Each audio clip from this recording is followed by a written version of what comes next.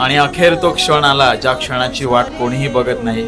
तो क्षण म्हणजे गणपती बाप्पांच्या विसर्जनाचा दिवस. बाप्पांची शेवटची रात्र म्हणून खूप जागरण केला, म्हणून पोहे घेऊन डायरेक्ट मेडिकलला चाललो. डबा वाट बघतोय माझी, 3 वाजले तरी खात का नाही मला ती पेशातून. डबाच खायला वेळ नाही कारण कामच तेवढं होतं. मग खड्ड्या खुड्ड्यातनं मी डायरेक्ट घरी आलो आणि 4 वाजता जेवून घेतलं. मग लगेच आम्ही उत्तर पूजा केली गणपती बाप्पांची आणि सगळ्यांनी मिळून गणपती बाप्पांची आरती केली. आणि हे 5 दिवस कधी संपले ते समजलं सुद्धा नाही. गणपती बाप्पा